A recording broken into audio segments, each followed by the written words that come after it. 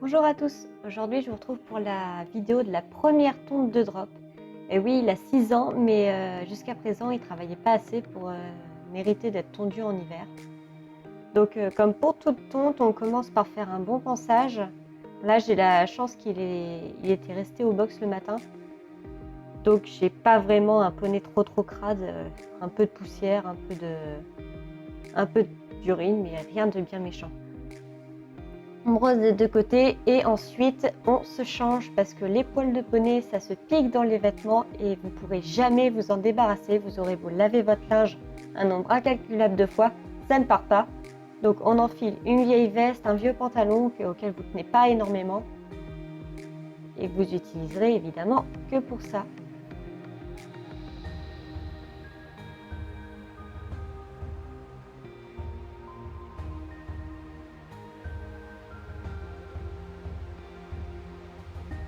Après m'être changé, je commence à désensibiliser Drop parce que comme je l'ai dit en début de vidéo, il n'a jamais été tondu, c'est donc quelque chose de complètement nouveau pour lui. Donc je prends le temps de lui présenter ce drôle d'objet que bien sûr il a essayé de manger cette âne. Je lui ai déjà allumé de loin, maintenant qu'il l'a senti, je lui passe éteinte sur tout le corps pour voir comment il réagit. Bon, lui, le seul truc qui a l'air de les intéresser, c'est les bonbons. Ensuite, je refais pareil, je repasse sur le corps, mais allumé cette fois, mais sans tondre. Je félicite. Et évidemment, ce qu'on fait d'un côté, on le fait de l'autre. Et vous allez voir que Drop est vachement moins à l'aise dans son œil droit, mais c'est pas grave, on prend le temps. On récompense les remises au calme et on refait plusieurs fois jusqu'à ce qu'il se détende plus ou moins, sachant que c'est un poney qui n'est jamais vraiment complètement détendu.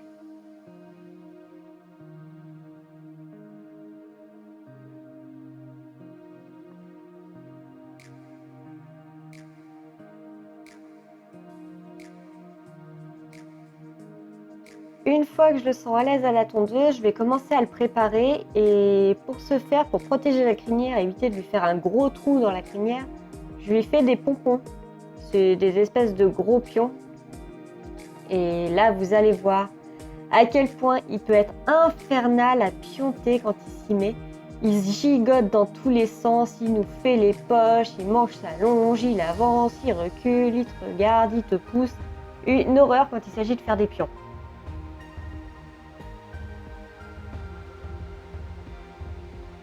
Et puis voilà, le moment fatidique, je lui remonte une dernière fois et on va pouvoir commencer à tondre.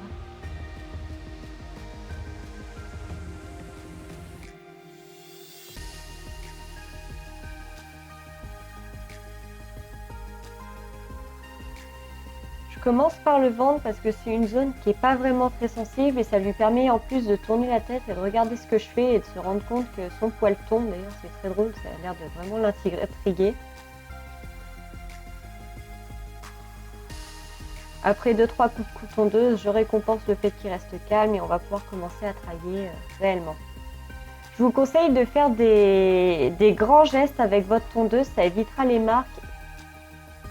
De reprendre, quand vous tondez, reprenez la moitié d'une partie tondue et la moitié d'une partie tondue, non tondue, ça évitera d'avoir des grosses traces sur votre poney, même si c'est toujours plus ou moins rattrapable. Quand vous avez un poney comme Drop qui est d'une nature très curieuse et beaucoup trop tactile, demandez à quelqu'un de vous aider. Je remercie Camille de lui avoir tenu la tête à ce moment-là parce que je pense que j'aurais jamais réussi à lui faire l'encolure proprement vu comment il gigotait. Il gigote pas parce qu'il a peur de la tondeuse, il gigote vraiment parce qu'il a envie de voir ce que c'est. Faites régulièrement, toutes les 5-10 minutes, des pauses. Donc là, j'en profite pour passer un coup de brosse, même si lui, avec sa robe, je vois très clairement où j'en suis. Mais passez un bon coup de brosse et sur le poney et sur la tondeuse et remettez également, à chaque fois que vous passez un coup de brosse, remettez un coup d'huile sur votre tondeuse, ça va éviter que les peines chauffent et donc que ça brûle et blesse votre poney. Là, on voit très clairement qu'il est complètement intrigué par ce qui se passe. Il est très drôle à voir. Et dites-moi, je suis la seule à trouver ça ultra satisfaisant, le fait de tondre un poney, les poils qui tombent, là, regardez. Et moi, j'adore ça. Je pourrais passer ma journée à tondre. J'adore cette période de l'année. Je suis bizarre.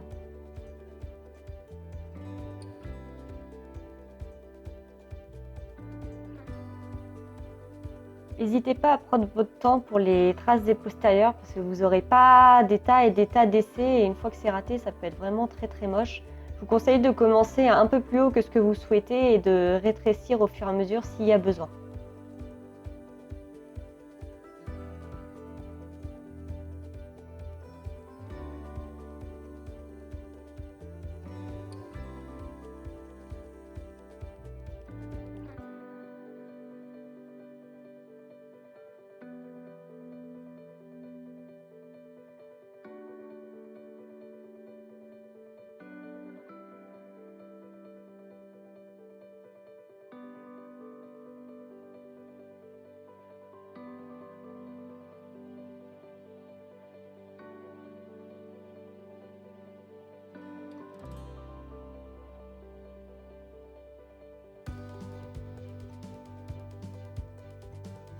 Pour faire à ce niveau-là, voilà, je vous conseille de faire comme moi, demandez à quelqu'un d'étirer l'intérieur de votre poney ou de votre cheval vers l'avant. Ça évitera les plis et bien sûr, ça évite aussi qu'il gigote parce que c'est une zone où la peau est très élastique. Il ne faut pas hésiter à la tirer pour mettre la tondeuse à plat, sinon vous avez de grandes chances de couper votre poney. Et, un poney qui s'est fait mal à la tondeuse, c'est vraiment, suivant son tempérament, ça peut être irrécupérable. Évidemment, ce qu'on a fait d'un côté, on le fait de l'autre, on ne fait pas les choses à moitié. Un poney à demi tondu, c'est jamais très joli. Là, ce coup-ci, il a un peu mieux compris, il gigote moins sur la tête pour l'encolure, donc j'ai moins besoin qu'on me le tienne. Même si Drop reste fidèle quand même à lui-même.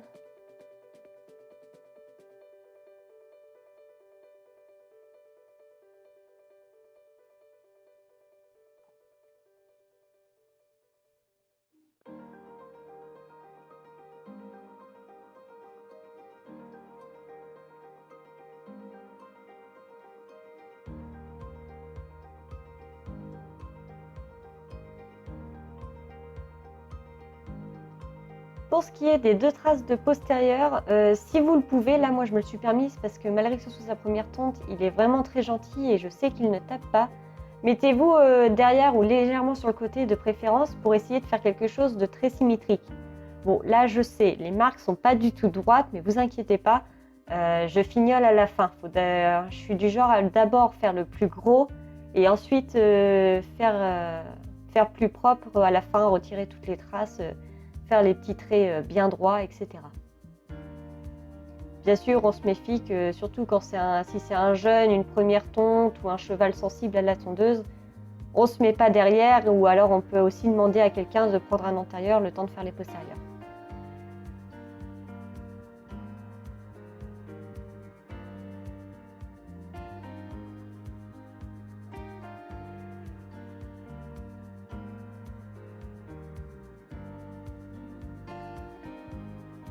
Alors, pourquoi je tombe pas Drop en entier? Pour la simple et bonne raison qu'il n'a pas de concours de prévu cet hiver, ou du moins pas avant le mois de janvier-février, donc je trouvais pas ça utile de le tondre en entier. C'est une tonte qui suffit amplement pour le travail. J'ai tondu toutes les zones où il transpire énormément. Le reste n'a pas forcément besoin d'être mis à poil. Je ne lui ai pas fait la tête, même si très clairement, vu son comportement, j'aurais très largement pu. Mais d'une part, la propriétaire ne trouve pas ça très très joli et d'autre part, je suis pas sûre que ce soit très très utile. Du moins, dans son cas à lui.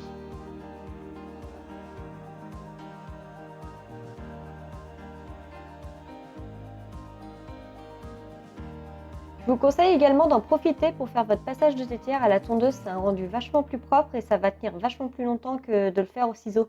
Drop a une pousse de crin qui est tellement rapide, honnêtement, je dois lui faire toutes les 2 semaines le passage de tétière, il me semble. Pour le poitrail de même, mettez-vous, si votre poney est mignon, accroupi devant, vous y verrez plus. Évidemment, si vous avez un grand cheval, vous n'avez pas besoin de vous accroupir. Et pareil, si la peau est très élastique à cet endroit-là, alors n'hésitez pas à prendre la peau et à la tirer pour pouvoir mettre à plat et ne pas couper votre poney. Là, comme vous voyez, je fignole, je fais les détails, je remets mes petits traits droits. Prenez du recul et prenez le temps de voir les choses. À la fin, on passe un bon coup de brosse sur son poney pour vérifier les derniers détails. Et bien évidemment, on nettoie son aire de pansage, puis faites-vous on peut se faire un tapis au passage. Mais nettoyez bien parce que pour avoir travaillé dans des écuries où les propriétaires ne nettoyaient pas, c'est infernal. Le personnel d'écurie n'est pas votre boniche, alors quand on salit un endroit, on le nettoie.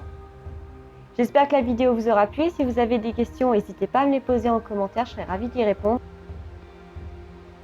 Sur ce, je vous souhaite une bonne journée et à la prochaine!